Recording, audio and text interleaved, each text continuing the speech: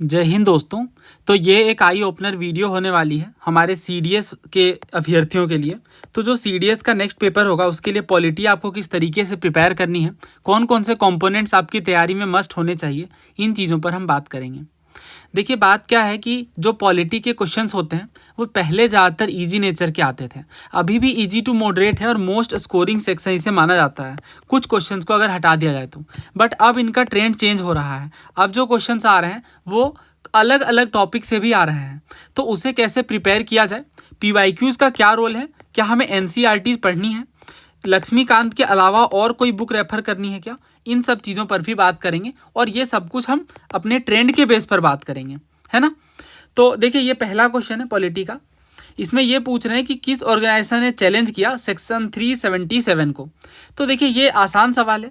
ये जो सीडीएस 2022 का पेपर था उससे डायरेक्ट लिया गया है। उस टाइम भी यही क्वेश्चन पूछा गया था कि जो सेक्शन 377 है इंडियन पिनल कोड का यानी आईपीसी का, वो आर्टिकल 21, 14 और 15 इनका वायलेशन करता है। ये बात किस जजमेंट में हमें देखने को मिली? तो देखिए, इसका जो सही आंसर है वो ऑप्शन डी है, नाज foundation versus government of NCT of Delhi and others. ठीक है, तो आंसर इसका ऑप्शन ए होगा। और ये मैंने आपको बैच में पढ़ाया है क्योंकि हमारी बैच पीवाईक्यू बेस्ड है। इसके अलावा मैंने यूट्यूब पर भी पढ़ाया है। जब 2022 में ये पेपर हुआ तभी मैंने एनालिसिस की थी। अभी भी वीडियोज़ प्लेलिस्ट में है, तो आप देख सकते हो। ऐसे क्वेश्चन अगर आपके गलत हो रहे हैं तो बहुत ही प्रॉब्लमेटिक सिचुएशन बनेगी, क्योंकि इन क्वेश्चंस में मिस्टेक बिल्कुल भी नहीं होना चाहिए। आगे बढ़ते हैं। तो इस क्वेश्चन की हम एंड में बात करेंगे कि ऐसे क्वेश्चन हम कैसे डील करें। उसके बाद इस क्वेश्चन की बात करते हैं। ये जो क्वेश्चन है काफ़ी भारी भरकम सा सवाल था, पहले समझ लेते हैं। ये कहा जा रहा है कि आर्टिकल 371G के आधार पर जो स्पेशल प्रोविज़न है वो मिज़ोरम में हमें देखने को मिलते हैं। इसके बाद ये कहा जा रहा है कि कोई भी एक्ट पार्लियामेंट का जब तक कि लेजिस्लेटिव असेंबली ना पास कर दे रेजोल्यूशन बनाकर, तब तक इस पर अप्लाई नहीं होगा। तो कौन कौन से मैटर्स इनमें शामिल नहीं हैं, ठीक है, इस आर्टिकल में। पहला ही, अच्छा, ये क्वेश्चन जब मैंने देखा तो मेरी कुछ इस तरह की सिचुएशन थी। ठीक है, कैसे? क्योंकि इस तरीके का सेम क्वेश्चन एनडीए में पूछा गया था। ध्यान से आप मैच करिए, इसमें बस स्टेटमेंट के फॉर्मेट में है और यहाँ पे ऑप्शन के फॉर्मेट में इन्होंने पूछ लिया है। ठीक है, तो ये बारीकियां हैं पीवाईक्यू की, जो ऐसे टफ क्वेश्चन को हमें बहुत इजीली सॉल्व करने में मदद करेगी। मैं आपको समझाता हूँ पहले, उसके बाद हम एंड में बात करते हैं। तो होता कुछ ऐसा है कि हमारे जो राज्य हैं उनमें से कुछ राज्यों को स्पेशल स्टेटस का दर्जा मिला है, जो आर्टिकल 371A, B इस तरीके से देखने को मिलते हैं। ठीक है, तो इसमें से जो आर्टिकल 371G है ये मिजोरम के स्पेशल स्टेटस की बात करता है। क्या है ये समझते हैं। देखिए, जो मिजोरम है इनके स्पेशल प्रोविजंस क्या क्या हैं।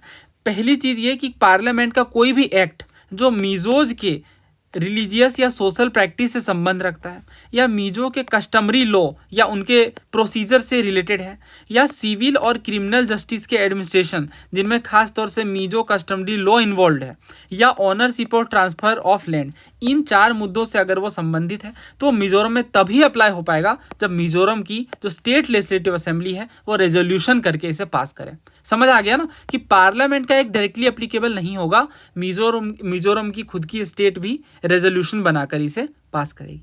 ठीक है, तो दैट मीन्स अब हम इसे देखते हैं। पहला ये कह रहा है रिलीजियस और सोशल प्रैक्टिसेस, ये बात सही है। मिजो कस्टमरी लॉ, ये भी बात अभी हमने पढ़ी। तीसरा भी सही है, बट यहाँ इन्होंने कह दिया नेचुरल रिसोर्सेज की ओनरशिप और ट्रांसफ़र, ये बात गलत है। नेचुरल रिसोर्सेज की बात नहीं है यहाँ पे, यहाँ साफ तौर से हम पढ़ सकते हैं लैंड की बात कर रहे हैं ये। ठीक है, तो इस कारण से आंसर डी जो है वो हमारा सही है, क्योंकि हमसे नॉट कवर्ड पूछा गया है। अब यही चीज़ जब एनडीए में पूछी गई थी तो उस टाइम पे मिजोरम नहीं, नागालैंड के कंटेक्स्ट में पूछा गया था। तो आर्टिकल 371A क्या है? इसमें ये कह रहे हैं कि नागालैंड के स्पेशल स्टेटस में ये शामिल है कि पार्लियामेंट का कोई भी एक्ट जो नागाज के रिलीजियस या सोशल प्रैक्टिसेस से संबंधित है, नागा के कस्टमरी लॉ से संबंधित है, या एडमिनिस्ट्रेशन से संबंधित है, इसके अलावा ownership of transfer of land and it's resources, यानी जो ज़मीन है उनके हक और उनके ट्रांसफ़र से रिलेटेड हो, इन सभी मुद्दों पर तभी पार्लियामेंट का कानून एप्लीकेबल होगा जब नागालैंड की स्टेट लेजिस्लेटिव असेंबली इसे रेजोल्यूशन बनाकर पास कर देती है। आई होप आपको क्लैरिटी मिल गई होगी। तो इसमें जो आंसर है ना, रिलीजियस और सोशल प्रैक्टिस से बिल्कुल सही, नागा कस्टमरी लॉ ये भी सही, ownership and transfer of land हाँ ये भी सही, boundaries of Nagaland with other state नहीं, ये बाउंड्री वगैरह की बात नहीं है इसमें, तो आंसर इसका सी होगा। और जब हम इस तरीके के क्वेश्चन को करते हैं तो हमें एग्जैक्ट क्लैरिटी मिल जाएगी इन क्वेश्चंस को भी सॉल्व करने की, क्योंकि बिल्कुल सेम है पैटर्न। ठीक है, अब आप समझिए, क्या ये क्वेश्चन सिर्फ लक्ष्मीकांत के बेस पे होगा? तो इसका आंसर है नहीं। ये किससे होगा? बेयर एक्ट से होगा, क्योंकि ये बेयर एक्ट का ही क्वेश्चन है। तो अब जो ट्रेंड है उसमें बेयर एक्ट आपको शामिल करना ही होगा। और ये बात मैं पिछले 2-3 सालों से ही कहता आ रहा हूँ, जब ट्रेंड नहीं चेंज हुआ था, जब बेयर एक्ट से डायरेक्ट क्वेश्चन नहीं आ रहे थे। अब चेक करो, तब भी मैंने यही कहा था कि असल में जो ऑफिशियल डॉक्यूमेंट है हमारी, क्वेश्चन उसी से फ्रेम किए जाते हैं। और इस बार वही हुआ, सिविल सर्विसेज में जो पॉलिटी के सारे क्वेश्चन थे, 2-3 को छोड़ दिया जाए तो वो बेयर एक्ट से थे और काफ़ी ज़्यादा फैक्चुअल नेचर के थे। ठीक है, तो जैसे हमने बैच में बेयर एक्ट को बहुत डिटेल में पढ़ाया, बहुत अच्छे से हमने हर क्वेश्चन पर प्रैक्टिस करी, तो उनके लिए फिर ये क्वेश्चन डुएबल होगा। इसी वजह से हमने बेयर एक्ट को ये अपने बैच में शामिल रखा है। ठीक है, जितने भी पॉलिटी के लेक्चर्स हैं उनमें हमने बेयर एक्ट को भी शामिल रखा है। ओके, हम आगे बढ़ते हैं। हाँ, ये क्वेश्चन देखिए, फाइनेंशियल एक्शन टास्क फोर्स के बारे में पूछ रहे हैं, ये क्या है? ठीक है, सीडीएस के अभी हम क्वेश्चन की बात कर रहे हैं। सीएपीएफ 2010 में पूछा गया था कि फाइनेंशियल एक्शन टास्क फोर्स के बारे में कौन से स्टेटमेंट जो है वो करेक्ट है। यूपीएससी के द्वारा ईएसआईसी का पेपर लिया गया था। ठीक है, ये भी हमने बैच में इंक्लूड किया और यूट्यूब पे भी आई थिंक मैंने इसे डिस्कस किया था। फाइनेंशियल एक्शन टास्क फोर्स के बारे में कौन से स्टेटमेंट करेक्ट हैं, ये हमें बताना था। ठीक है, तो समझ लेते हैं पहले। देखिए, जो फाइनेंशियल एक्शन टास्क फोर्स है, अच्छा क्या ये क्वेश्चन डुएबल था पीवाईक्यू से या नहीं, ये भी देख लेते हैं। यहाँ आप पढ़ो तो एफएटीएफ के बारे में साफ ये बात लिखी गई है कि ये एक इंटर गवर्नमेंटल बॉडी है जो पॉलिसीज़ को डिवाइज करती है, यानी फ्रेम करती है, बनाती है। किस लिए पॉलिसीज़ बनाती हैं? ताकि जो मनी लॉन्ड्रिंग होती है ना, उन पर जीत हासिल की जा सके, उन्हें हराया जा सके मनी लॉन्ड्रिंग को। ठीक है, मनी लॉन्ड्रिंग के केसेस को कॉम्बेट कर सके हम। इसके साथ ही जो टेररिस्ट फाइनेंसिंग होती है, जिसे हम टेरर फाइनेंसिंग बोलते हैं, जिन फाइनेंसिंग पैसों का इस्तेमाल करके टेररिज्म को बढ़ावा दिया जाता है, उन चीज़ों को रोकने के लिए पॉलिसीज़ बनाती हैं एफएटीएफ। ठीक है, तो असल में ये क्या है? ये एक ग्लोबल मनी लॉन्ड्रिंग और टेररिस्ट फाइनेंसिंग का वॉचडॉग है। ठीक है, साफ तौर से हम इसका आंसर देख पा रहे हैं, ऑप्शन सी, और ये चीज़ यहीं से साबित हो रही है। और भी इसमें भी आप देखो तो यही चीज़ इन्होंने पूछा, ये देखिए, मनी लॉन्ड्रिंग को कॉम्बैट करने के लिए ये एफएटीएफ काम करता है। ठीक है, तो ये क्वेश्चन बहुत अच्छा क्वेश्चन है। असल में ये जो एफएटीएफ है, ये टोक्यो में नहीं इस्टेब्लिश हुआ है, ये देखिए पेरिस यानी फ्रांस में इसका हेडक्वार्टर है और इस्टेब्लिश हुआ है। ठीक है, तो 1 जो है ये गलत है। इसके साथ सेकंड जो स्टेटमेंट है वो बिल्कुल सही है।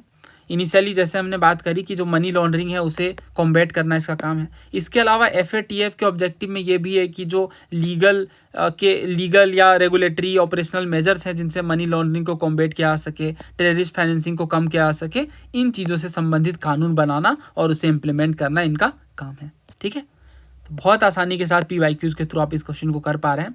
और ये क्वेश्चन अगर हम स्किप कर रहे हैं, अगर वो पीवाईक्यू बेस्ड हैं, तब तो फिर प्रॉब्लम्स होगी, जैसे मैंने बताया। ठीक है, वो कट ऑफ में इम्पैक्ट डेफिनेटली पड़ेगा उससे।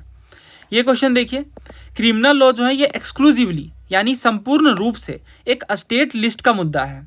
ठीक है, ये सीएपीएफ का पेपर हुआ था लास्ट ईयर, उसमें इन्होंने पहला स्टेटमेंट दिया कि जो लेजिस्लेशन है क्रिमिनल लॉ पर, एक्सेप्शंस को अगर हम छोड़ दें तो ये कंकरेंट लिस्ट का हिस्सा है। और ये बात सच थी, क्योंकि हमसे नॉट करेक्ट पूछा गया था। ठीक है, तो इसमें सी जो है वो नॉट करेक्ट था। जो इंटर स्टेट ट्रेड है ना, वो स्टेट लिस्ट का नहीं, यूनियन लिस्ट का पार्ट है। बाकी स्टेटमेंट सही थे।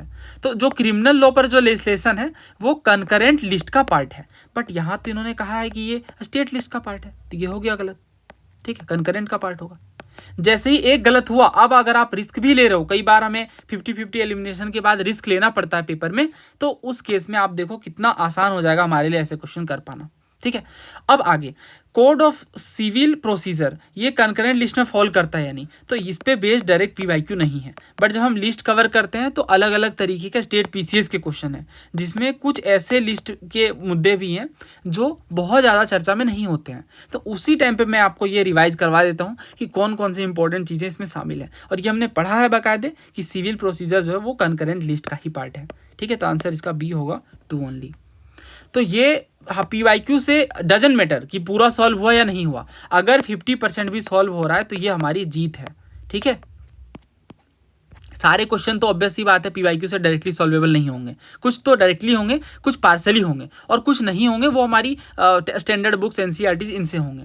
ठीक है, हाँ ये क्वेश्चन देखिए, तो इसमें ये कथन है, इस कथन में ये कहा गया कि ये एक जो जस्ट सोसाइटी होती है, जस्ट यानी जो जस्टिसिएबल होती है, न्यायपूर्ण समाज होता है, वो एक ऐसा समाज होता है in which ascending sense of reverence and descending sense of contempt is dissolve into the creation of a compassionate society. यानी एक ऐसी सोसाइटी जिसमें कंपेशन है, करुणा है, उस समाज में हमें रेवरेंस, रेवरेंस का मतलब सम्मान होता है, सम्मान बढ़ता हुआ दिखता है, और जो कंटेम्प्ट है यानी जो घृणा है ये घटती हुई दिखती है।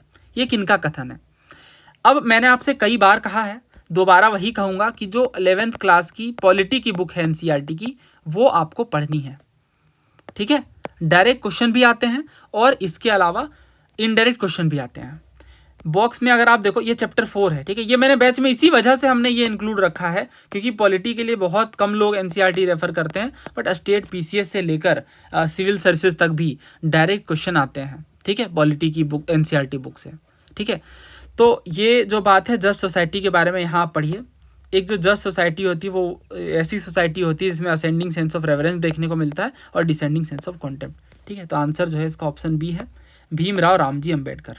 ठीक है, तो इस तरीके से ये अब टफ क्वेश्चन है, डेफिनेटली एक टफ क्वेश्चन है और इस किसी भी अदर स्टैंडर्ड सोर्स में डायरेक्टली नहीं देखने को मिलेगा एक्सेप्ट आवर एनसीईआरटीज। तो ये क्वेश्चन भी हमें ठीक करके आना होगा। इसका रीज़न वही है कि एनसीईआरटीज हमें इंक्लूड करना है। वाइब्रेंट विलेज प्रोग्राम के बारे में पूछा गया था, तो इसका जो सही आंसर था वो ये है, सेंट्रली स्पॉन्सर्ड स्कीम है। अब ये टॉपिक रिपीट होता है। ठीक है, इसे मैं कहता हूँ ये टॉपिक रिपीटेशन है।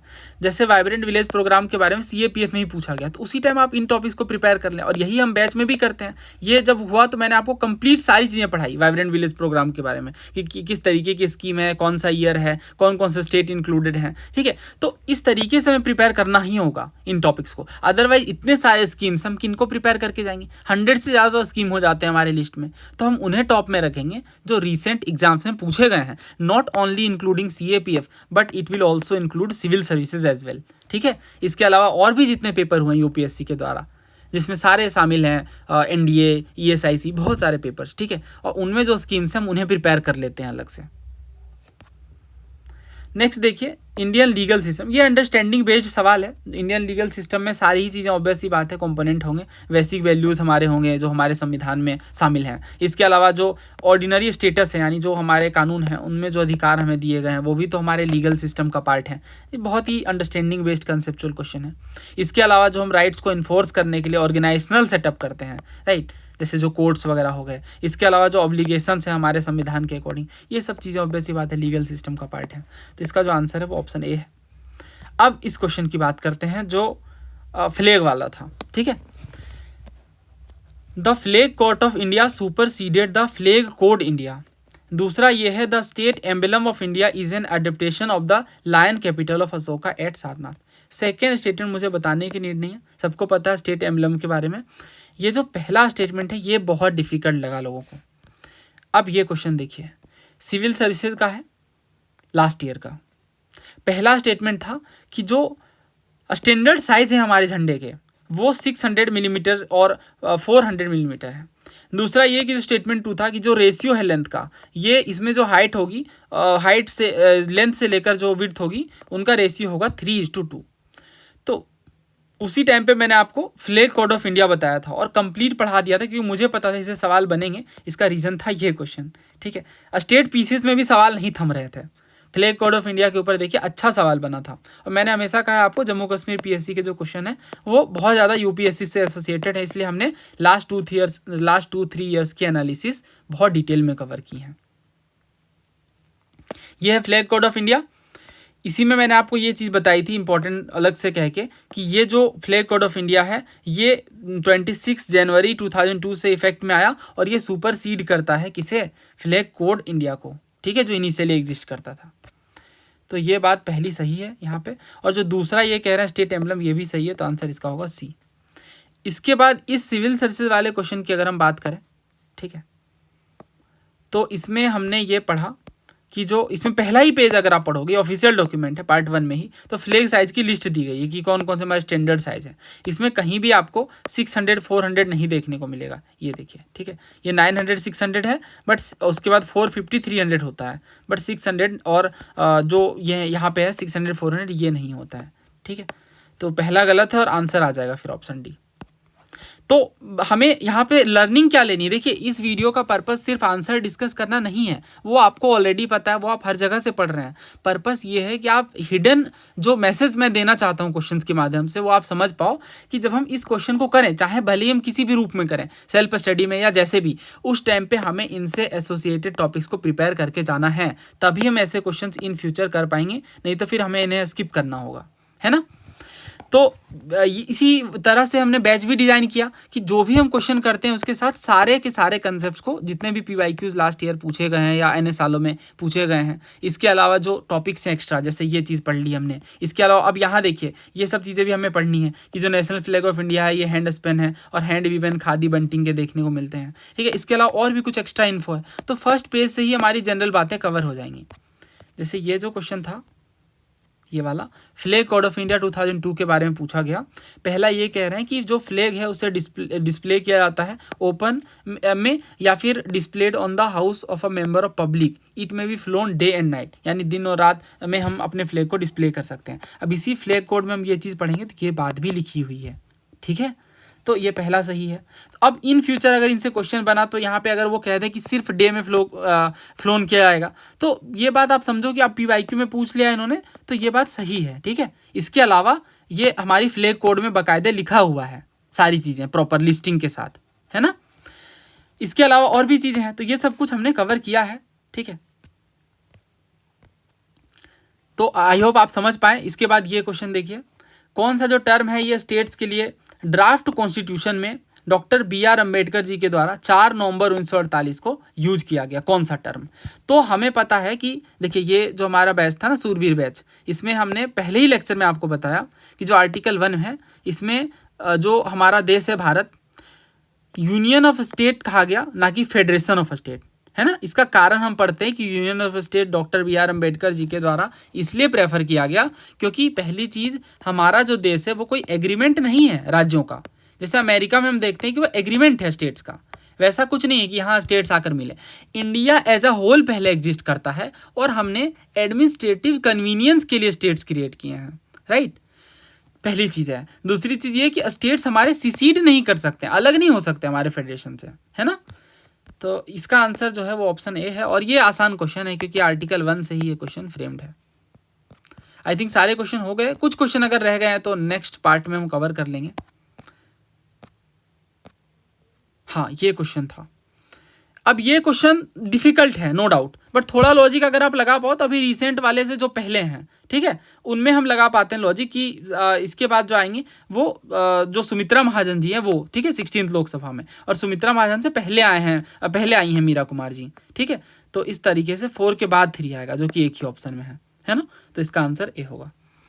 अब जो भी क्वेश्चन हमने डिस्कस किया, यहाँ से आपको क्या लर्निंग लेनी है, ये ज़्यादा ज़रूरी है समझना आपको लर्निंग्स में। पहली चीज़ ये कि अब आपको बेयर एक्ट पढ़ना होगा, सबसे पहले ये समझ लें आप। इसमें टाइम लगेगा, आर्टिकल्स याद करने में टाइम लगता है, बट एक बार आप प्रिपेयर कर लोगे ना तो फिर हर तरीके से क्वेश्चन आप टैकल कर पाओगे। इसमें भी अगर आप कुछ खास तौर से पढ़ना चाहो तो जो फंडामेंटल राइट है, जो DPSP हैं, इनके आर्टिकल्स तो आपके टिप्स पे होने चाहिए। अगर आपके ये टिप्स पे हैं तो मैं एक क्वेश्चन पूछता हूँ आपसे, आर्टिकल 39C क्या है। अगर आप आंसर कर पा रहे हो बहुत ईजिली तो समझो आपकी ये टिप्स पे है, अदरवाइज नहीं। क्यों? क्योंकि ये PYQ है ऑलरेडी सिविल सर्विसेज का। तो इस तरीके से क्वेश्चन बने हुए हैं जिसमें वो एक पर्टिकुलर बात उठाते हैं DPSP से और पूछते हैं ये चीज़ कहाँ है, फंडामेंटल ड्यूटीज़ में है, DPSP में है, ये है, या फिर कई बार वो हाफ लाइन उठाते हैं और फिर उससे क्वेश्चन फ्रेम करते हैं। जैसे आपको ध्यान हो अगर तो कंसंट्रेशन ऑफ वेल्थ वाला जो क्वेश्चन था, है ना। उसके बाद दूसरी चीज़ प्रियम्बल आपको बहुत अच्छे से याद होनी चाहिए, ठीक है। इसमें आप बहुत बारीकियां समझें, इनके सारे PYQs बहुत अच्छे से कवर कर लें, जो कि सब कुछ हमारे बैच में इंक्लूडेड है।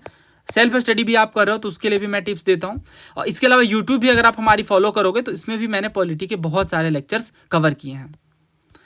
तो ये हो गई बात बेयर एक्ट की। इसके अलावा PYQs किस तरीके से करना है, तो टॉपिक वाइज कवर करना है। और जैसे मैंने बताया कि सिविल सर्विसेज से लेकर NDA CDS सारे ही पेपर के आपको कवर करने होंगे, ठीक है। और यही रीज़न भी है कि हम ये जो सारे पेपर हैं यहाँ पे इन सबको डिस्कस करते हैं, ठीक है। स्टेट PCS भी इवन इंक्लूडेड है, क्योंकि रिसेंट के स्टेट PCS के जो क्वेश्चन हैं वो डायरेक्टली हमें पेपर में देखने को मिलते हैं। अब जो क्वेश्चंस रह गए उन्हें हम अगले पार्ट में डिस्कस कर लेंगे। उम्मीद है इन लेक्चर से आपको हेल्प मिलती होगी। धन्यवाद। जय हिंद।